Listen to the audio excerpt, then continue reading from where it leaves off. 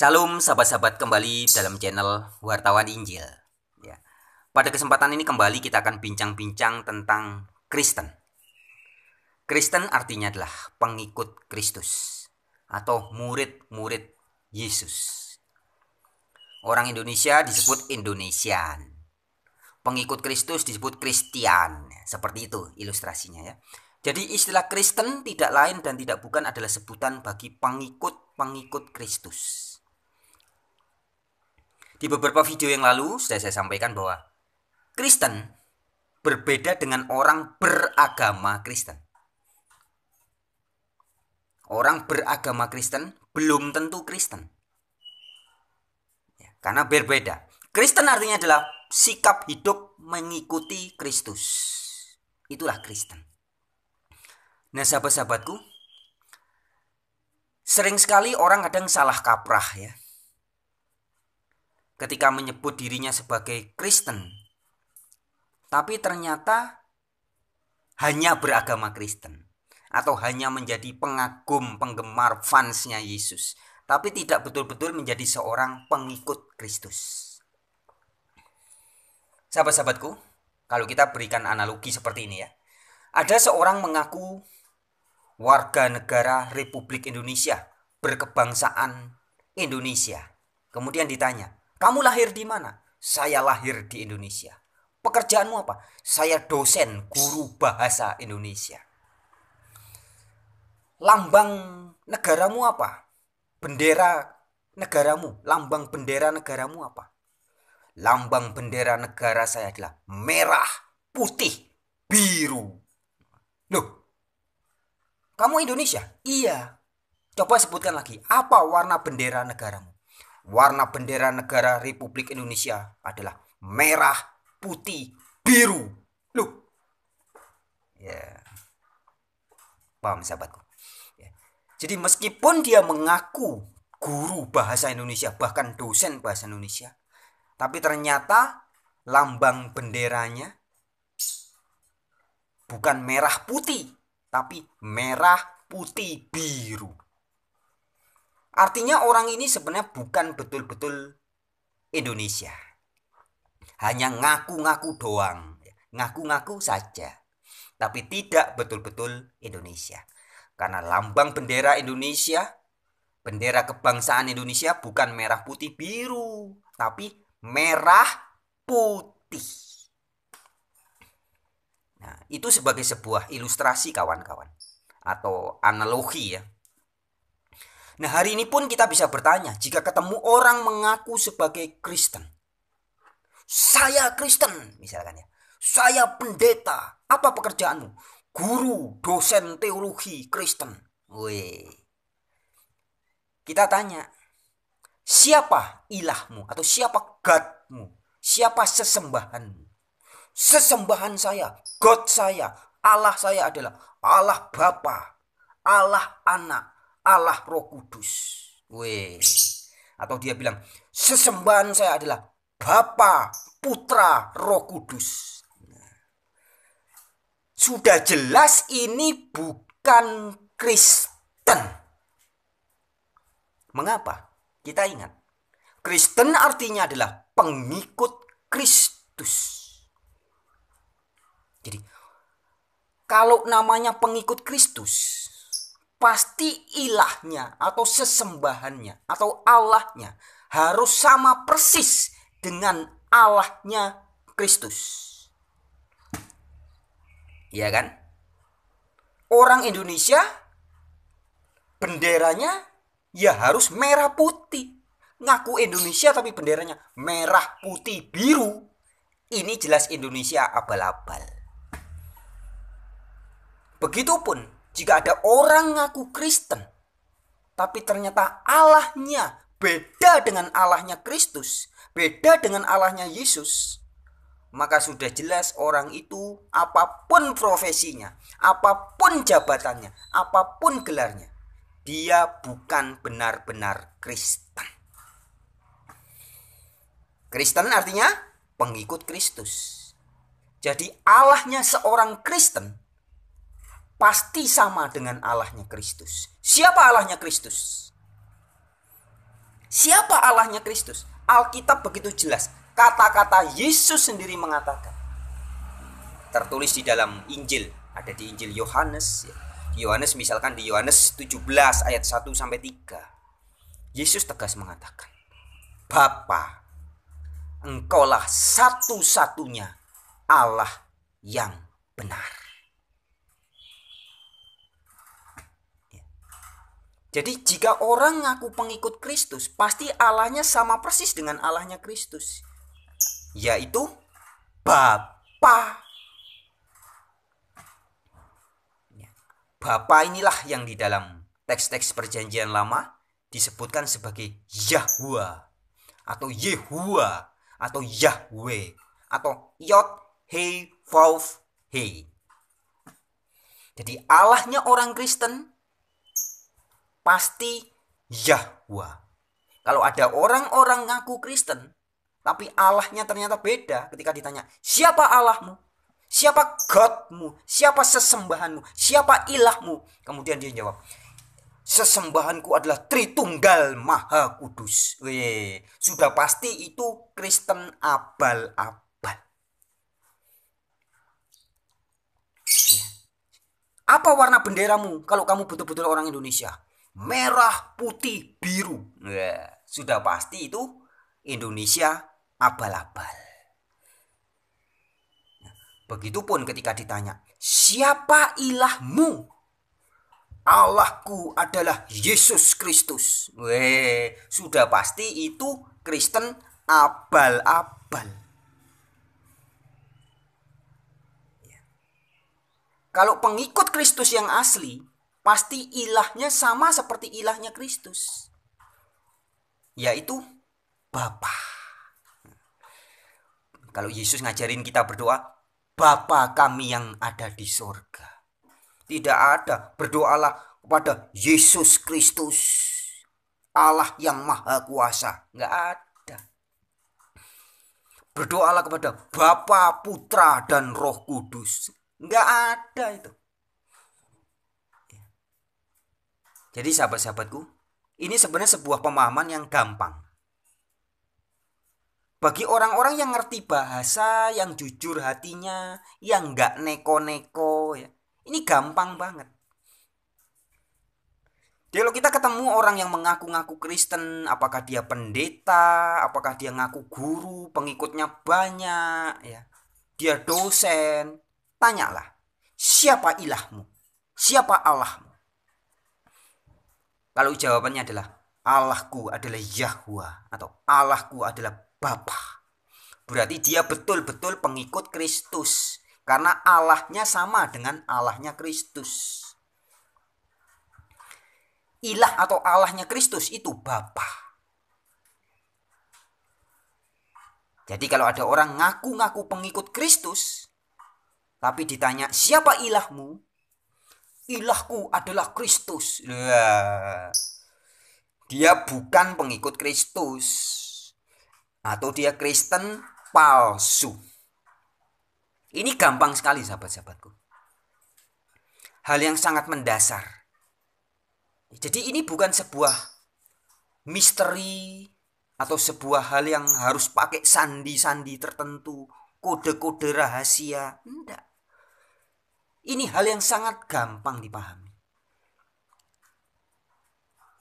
Kristen yang Alkitabiah atau Kristen yang asli pasti Allahnya sama dengan Allahnya Kristus, yaitu Bapa. Karena arti Kristen itu kan pengikut Kristus. Kristen itu pengikut Kristus loh. Loh, tapi katanya Pak Bambang Nursena, Allah itu Bapa, Putra, Roh Kudus. Ya, berarti orang yang bicara seperti itu adalah pengikut Bambang Nursena, bukan pengikut Kristus. Loh, tapi katanya pendeta Ezra Alfred Soru, Allah yang benar itu Tritunggal, yaitu Allah Bapa, Allah Anak, Allah Roh Kudus. Ya, berarti orang seperti itu adalah pengikut pendeta Ezra Alfred Soru, bukan pengikut Kristus. Tapi menurut Romo Daniel Biantoro, Allah yang benar itu adalah Tritunggal. Ya, berarti itu pengikut Daniel Biantoro, bukan pengikut Kristus.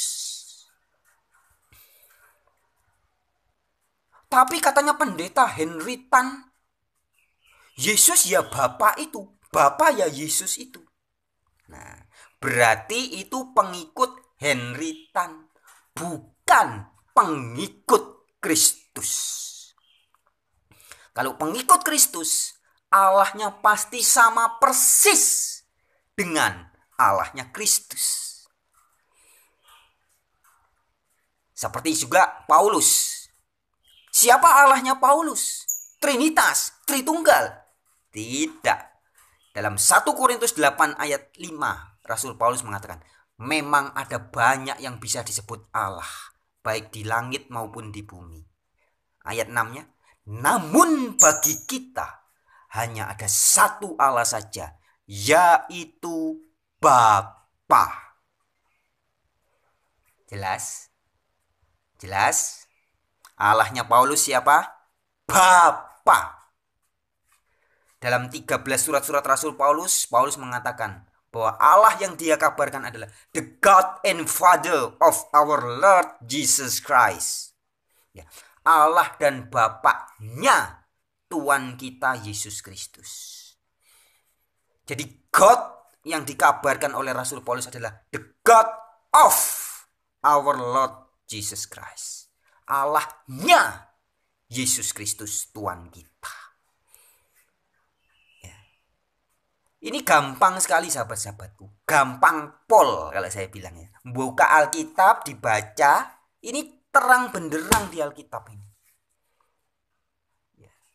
Jadi orang tidak harus sekolah teologi tinggi-tinggi bertahun-tahun, buang waktu, habis biaya untuk memahami siapa Allah yang benar. Itu di Alkitab ini terlalu terang.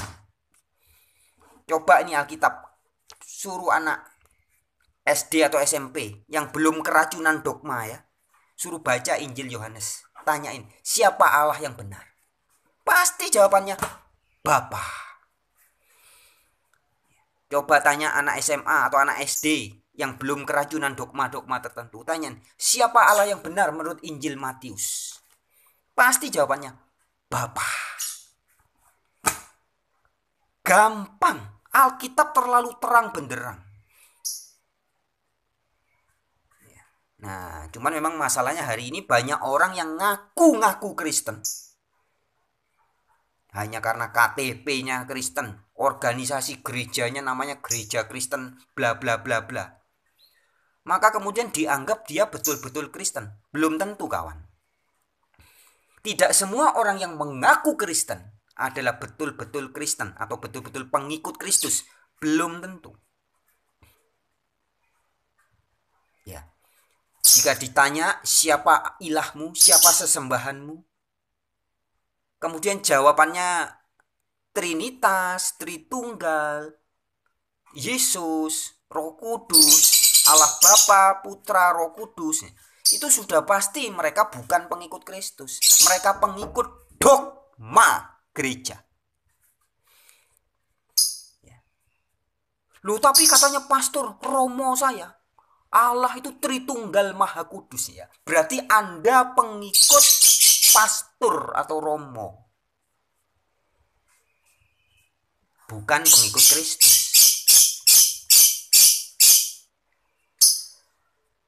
Sahabat-sahabatku, tahun 2007 ya, saya pernah bertemu dengan Romo almarhum sekarang ya, Tom Jacobs ya. Serikat Jesuit Romo Tom Jacobs, guru besar emeritus kitab suci, ahli dogma, lulusan Roma. Tegas juga Romo Tom mengatakan bahwa Allah yang benar hanya Bapa, bukan Yesus. Nah, ini Romo yang benar, ini Romo Tom ini pengikut Kristus namanya. Karena Allahnya Romo Tom sama persis dengan Allahnya Yesus. Begitupun dengan Romo Bono ya. Saya belum tahu apakah Romo Bono sekarang masih sehat, masih hidup atau tidak ya. Tapi Romo Bono juga memiliki pemahaman yang sama. seorang pastor Katolik, Romo Bono, memahami bahwa satu-satunya Allah yang benar adalah Bapa. Meskipun mereka berdua ini Katolik, tapi tidak mengikuti dogma dari Roma yang bilang Allah yang benar Tritunggal. Tidak, mereka tidak ikut itu. Karena mereka bukan pengikut dogma gereja Katolik, tapi mereka pengikut Kristus. Ya. Jadi kelihatan jelas sahabat-sahabatku. Ada orang mengaku, ini saya berikan analogi ya. Kalau orang ngomong begini, saya ini pengikut Deddy Corbuzier. Ini. Terus ditanyai, oh iya, kamu pengikut Deddy Corbuzier ya? Tapi setiap hari omongannya adalah, menurut Agnes Monica, loh, kamu pengikut Deddy Corbuzier? Iya. Tapi kok omonganmu selalu menurut Agnes Monica? Hehehe. Ya. Kalau pengikut Deddy Corbuzier, pasti omongannya menurut Deddy Corbuzier. Menurut Deddy Corbuzier. Menurut Deddy Corbuzier. Itu namanya pengikut Deddy Corbuzier. Kalau dia ngaku-ngaku pengikut Deddy Corbuzier, tapi yang diomongin setiap hari Agnes Monica, berarti dia pengikut Deddy Corbuzier abal-abal. Nah, begitupun ketika orang mengaku pengikut Kristus, imannya harus timbul dari firman-firman Kristus. Roma 10 ayat 17. Dibuka kawan-kawan Alkitabnya. Roma 10 ayat 17 mengatakan, iman timbul dari pendengaran akan firman Kristus. Jadi imannya orang Kristen itu timbulnya dari mendengar firman Kristus. Bukan dengar ceramahnya Frans Donald. Bukan dengar khotbahnya Bambang Gentolet. Bukan dengar ajarannya Stephen Tong. Bukan dengar ajarannya pendeta Ezra Alfred Soru. Bukan. Kalau sedikit-sedikit menurut Bambang Gentolet, ya, berarti orang itu pengikut Bambang Gentolet. Ya. Tapi kalau orang bilang menurut Yesus Kristus, satu-satunya Allah yang benar adalah Bapa. Berarti orang itu pengikut Yesus Kristus. Kalau orang bilang menurut Bambang Nursena, Allah itu adalah Tritunggal. Nah, berarti orang itu pengikut siapa? Pengikut Bambang Nursena. Kalau ada orang bilang menurut Bambang Gentolet, Allah itu menjelma menjadi manusia. Berarti orang itu pengikut Bambang Gentolet. Ya. Ini kan gampang sahabat-sahabatku. Gampang, sangat-sangat gampang sebenarnya. Hanya butuh kejujuran dan pemahaman bahasa yang standar aja. Nggak usah bahasa yang terlalu tinggi, nggak. Bahasa standar aja. Ya. Jadi pengikut Kristus atau Kristen artinya adalah orang yang percaya kepada kata-kata Kristus. Nah, dalam konteks berbicara tentang Allah atau tentang God, maka God atau Allahnya seorang Kristen pasti sama persis dengan Allah yang dikabarkan oleh Yesus Kristus. Allah atau God yang dikabarkan oleh Yesus Kristus adalah God-nya bangsa Yahudi. Yesus tidak mengajarkan sebuah konsep Allah yang baru, tidak. Tapi Yesus datang mengabarkan Allahnya orang Yahudi, yaitu Yahweh, yang oleh Yesus disapa sebagai Bapa. Ya. Jadi sangat jelas kawan-kawanku, sangat jelas dan sangat mudah dipahami. Hari ini banyak di dunia ini orang menyebut diri sebagai pengikut Kristus atau Kristen. Dan kita bisa melihat dengan gampang, dites dulu ditanya. Kalau kamu mengaku Kristen, siapa Allahmu? Ketahuan dari jawabannya. Kamu orang Indonesia, apa bendera negaramu? Bendera negaraku merah, putih, biru. Sudah pasti Indonesia palsu. Orang Indonesia yang asli benderanya adalah merah putih, bukan merah putih biru. Begitupun orang Kristen yang asli, Allahnya pasti sama dengan Allahnya Yesus, yaitu Bapa, bukan Tritunggal. Mau Tritunggal Maha Suci, Maha Kudus, Maha apa, itu semua bukan ajaran Yesus Kristus. Allahnya Yesus Kristus adalah Bapa. Mika 5 ayat 1 sampai 3. Saya bacakan ya, ini ayat penutup.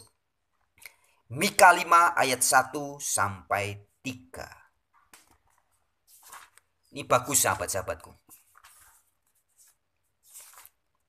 Di sini tertulis dengan jelas bahwa Yahwa adalah Allahnya Yesus. Ayat 1. Mika 5 ayat 1. Tetapi engkau, hai Betlehem Efrata, hai yang terkecil di antara kaum-kaum Yehuda, daripadamu akan bangkit bagiku seorang yang akan memerintah Israel, yang permulaannya sejak purbakala. Di ayat 1 dikatakan Betlehem Efrata. Jadi akan ada orang yang datang dari Betlehem Efrata. Dan ini menunjuk kepada Yesus. Kita langsung ke ayat 3. Maka ia akan bertindak. Jadi anak yang lahir di Betlehem Efrata itu, maka ia akan bertindak dan akan menggembalakan mereka dalam kekuatan Yahwa. Jadi anak itu akan datang dengan kekuatannya siapa? Yahwa. Perhatikan baik-baik. Dalam kemegahan nama Yahwa, Allahnya. Mika 5 ayat 3. Anak itu, yaitu Yesus, akan datang dalam kemegahan nama Yahwa, Allahnya. Jelas ya? Jadi Yahwa adalah Allahnya Yesus Kristus. Yesus datang untuk mengabarkan Allahnya, yaitu Yahwa. Yesus tidak pernah datang untuk mengabarkan Allah Trinitas seperti yang dikabarkan oleh Bambang Nursena, dikabarkan oleh Daniel Biantoro, didoktrinkan oleh Ezra Alfred Soru, diajarkan oleh Stephen Tong dan lain-lain semua. Tidak pernah. Yesus mengabarkan Allah yang satu, yaitu Bapa. Bukan Allah Trinitas, bukan Allah Tritunggal. Jadi artinya jika Anda, salah satu penonton atau beberapa orang yang menonton video ini, mengaku-ngaku sebagai Kristen, mengaku-ngaku pengikut Kristus, tapi jika Allahmu beda dengan Allahnya Yesus, maka Anda adalah Kristen palsu. Orang Indonesia yang mengaku benderanya merah, putih, biru adalah orang Indonesia palsu. Begitupun jika orang ngaku-ngaku Kristen tapi ternyata Allahnya tidak sama dengan Allahnya Yesus, yaitu hanya ada satu Allah, yaitu Bapa. Nah, kalau Allahnya beda dengan itu, maka sudah jelas pada hakikatnya orang ini bukan Kristen. Nah, tapi bagaimana? Masa orang seperti Bambang Nursena bukan Kristen? Dia kan tahu banyak ayat, dia tahu banyak buku-buku dan kitab suci. Bagaimana dengan Dr. Stephen Tong? Sahabat-sahabatku, saya pernah bertanya itu juga. Saya bertanya langsung kepada Bapa di sorga. Dalam doa pagi-pagi saya berdoa, Bapak, bagaimana dengan orang-orang seperti misalkan Pak Bambang Nursena yang fasih, yang pintar bahasa Arab, bahasa apalagi Yunani, bahasa Ibrani dan sebagainya. Apakah mereka ini bukan Kristen, Bapak? Dan Roh Kudus memberitahu saya, sahabat-sahabat, sesungguhnya mereka bukan Kristen. Orang-orang ini hanyalah pengagum, penggemarnya Yesus, peneliti kitab-kitab suci, tapi bukan benar-benar Kristen. Itu jawabannya Roh Kudus.